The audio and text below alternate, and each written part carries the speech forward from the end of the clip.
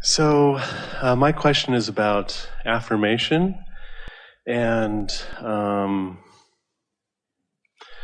wanting to be feeling the vibration of success or abundance or something like that. And it can feel good to say maybe just an affirmation of I am wealthy, but maybe I'm not wealthy. Maybe it's better to say this is really good. Becoming more wealthy, or it's really good because when you say something you don't mean, the universe hears what you mean. So every subject is two subjects, wanted and absence of it.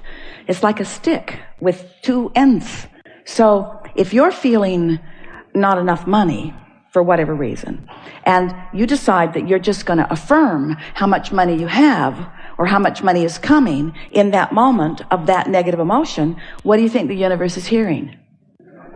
Because the universe isn't hearing your words. The universe is responding to your vibration. So, wasn't that good?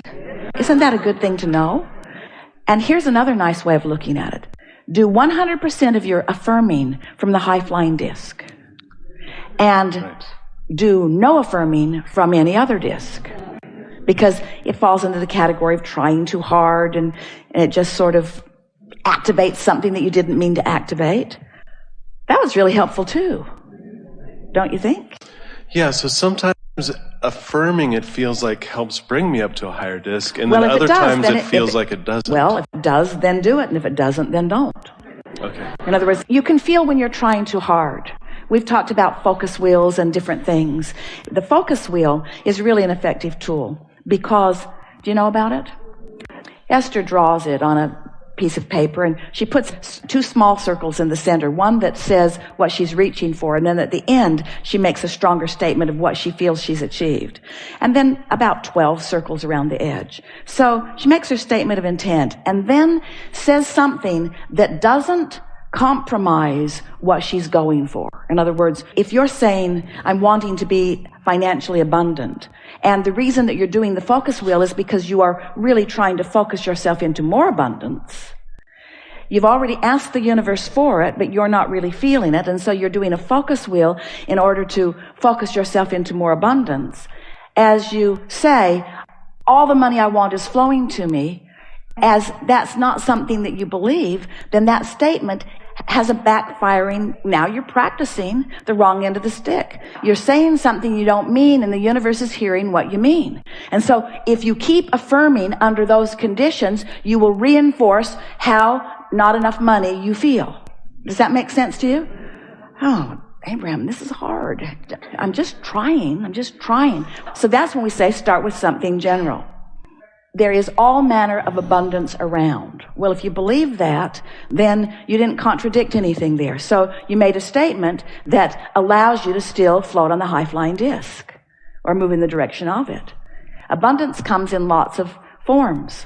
We have abundance of sunshine. We have abundance of water. We have abundance. And don't say things you don't mean. If it's been cloudy for a month, don't say that.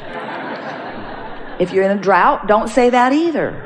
You see what we're getting at? You have to say what you mean that feels good when you say it. So you got to feel around and find those things, because what you're doing, you're establishing that first 17 seconds.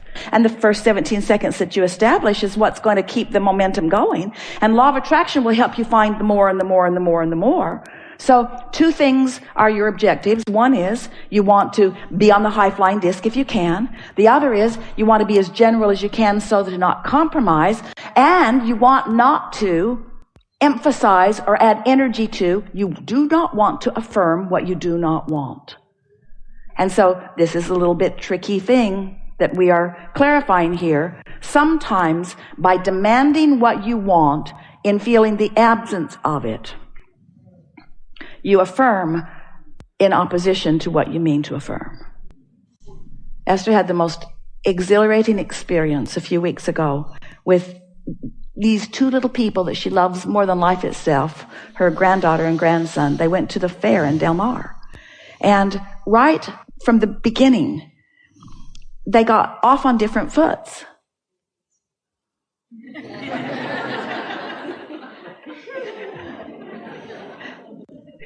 Kate was blissed out, Luke not so much.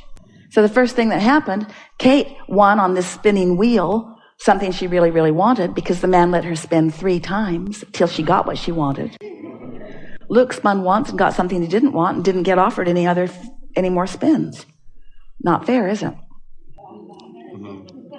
So then off they went. The little games.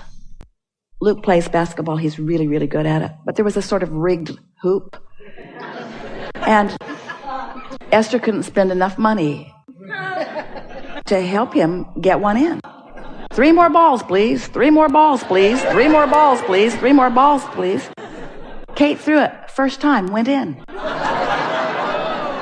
Freaky.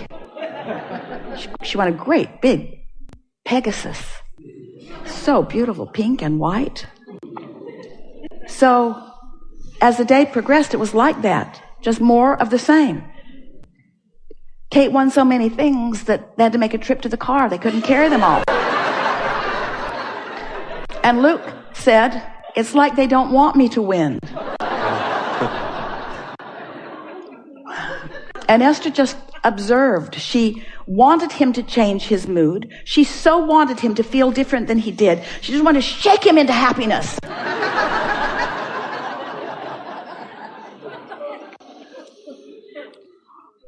Be nice if that worked. Even though it defies every law that we know to be. So at the end, they had gone to the fair really because there was the Train concert.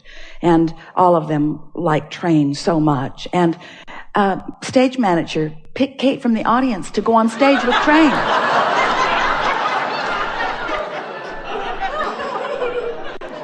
Incredible. Incredible. And as Esther looked, happy, not happy, happier, less happy, happy, happy, happier, unhappier, unhappier, unhappier, unhappier. It was the most remarkable experience. And nothing could be done. That's not the time to have the teaching moment, is it? Not with anybody else and not with you either. And then the concert was over. It was almost time to leave the fair. The band played its last number. The crowd applauded and applauded and applauded and applauded and applauded and demanded an encore, and out they came again. Another wonderful song. And lead singer has 3 more t-shirts, which he lobs into the audience. And Kate gets one of them.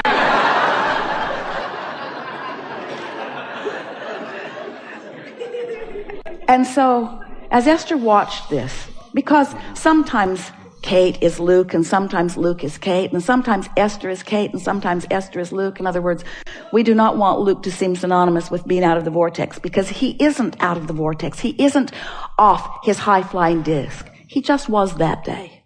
And everything reflected his mood, and everything reflects your mood too. And so we want you to take one day at a time, and to recognize that this is the day, this is the moment that is your point of attraction. And in this moment that is your point of attraction, how you doing? And if you're doing all right, then affirm. If you're not doing all right, then do something about doing all right. And sometimes the best thing that you can do about feeling better than how you're feeling is take a nap. Sometimes that's the best choice. Or take a walk. Don't call that friend that you vent to.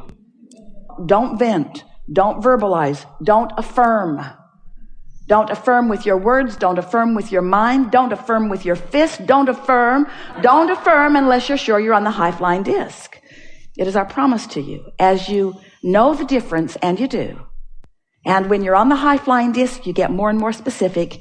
And when you're on less than high-flying discs, you become less and less and less specific. In other words, the less specific you are, the sooner that path dries up. The more specific you are, the more you open the valve, you open the pipe. So open your pipes generally.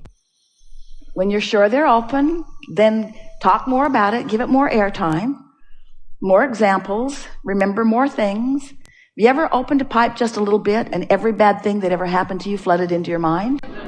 You got that pipe wide open, didn't you? And all the stuff that you do not want flows into your experience. You ever opened a good feeling pipe? And everything that you want flows into your experience. It seems like a good time to talk about how things move from vibration into tangible. Yeah. Through the pipe. But how does it happen? How does it happen? How does it come? So you're on that vibrational wavelength, wanted or unwanted. Let's say wanted. You're on that vibrational wavelength. You've been there for a little while. So now you've got some momentum going. So more thoughts are beginning to flow to you. Ideas are beginning to flow.